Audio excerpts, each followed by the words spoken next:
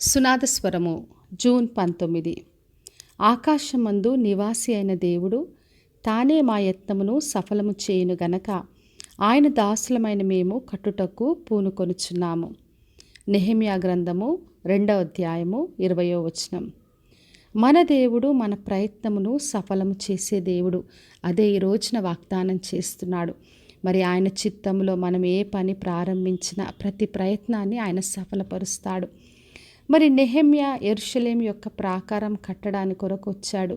అందరినీ సమకూరుస్తున్న సమయంలో కొందరు వ్యక్తులు వచ్చి మరి హేళన చేస్తూ మాట్లాడారు. ఆ పనిని తృణీకరించారు. మరి రాజు మీద తిరుగుబాటు చేస్తున్నావని చెప్పారు. వారికి నెహెమ్యా జవాబు ఈ విధంగా ఇచ్చాడు.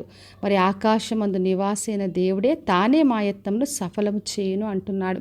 మరి నేను వచ్చాను, నేను ఈ పని చేస్తానని నెహెమ్యా చెప్పలేదు. కానీ దేవుడి పైన ఆధారపడి దేవుడే ఆ ప్రయత్నాన్ని సఫలపరుస్తాడని చెప్పాడు. మరి దాసులమైన మేము అందుకే కట్టడానికి కొరకు మేము ప్రారంభించాము, ఈ పనిని పూనుకున్నామని చెప్పాడు. తర్వాత వాళ్ళతో ఒక మాట చెప్పాడు. మరి యెరూషలేములో మీకు భాగమైన స్వాతంత్రమైన జ్ఞాపక సూచన లేదని చెప్పాడు. మరి వాళ్ళెవరు కూడా మొదటి నుంచి ఉన్నవాళ్ళు కాదు. నెహెమ్యా ఉపవాసం ఉండి ప్రార్థన చేశాడు. దేవుని నుండి జవాబును పొందుకున్నాడు. తర్వాత ఆ పనిని పూనుకోవడానికి ఆయన ప్రారంభించాడు. వాళ్ళందరినీ సమకూర్చాడు. అందులో ఎక్కడ కూడా వాళ్లకు భాగం లేదు, స్వాతంత్రం లేదు, జ్ఞాపక సూచన లేదు. అందుకే ఖచ్చితంగా ఈ మాటలు చెప్పాడు.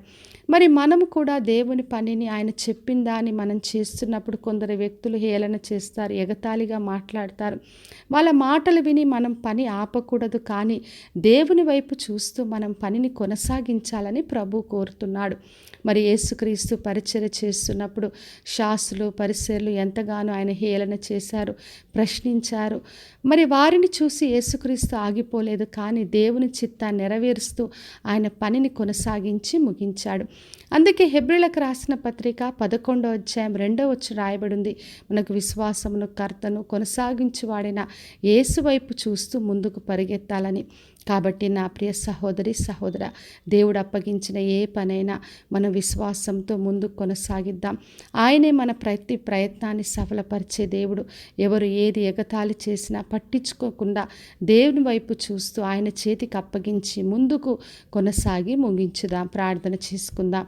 పరలోకమందున్న మా తండ్రి, మా దేవ, ఈరోజు ఇచ్చిన వాగ్దానం కొరకే వందనాలు. ప్రతి ఒక్కరిని దీవించి ఆశీర్వదించండి. ప్రభువా, వారు చేస్తున్న ప్రతి పనిని సఫలపరిచి మీరే మహిమను పొందమని యేసు నామములో అడిగి వేడుకొంచున్నాను తండ్రి, ఆమెన్. ఈ శుభవచనము వినుచున్న ప్రతి ఒక్కరి జీవితంలో నెరవేర్చబడునుగాక. నేను మీ ప్రియ సహోదరి మంజులా చరణ్.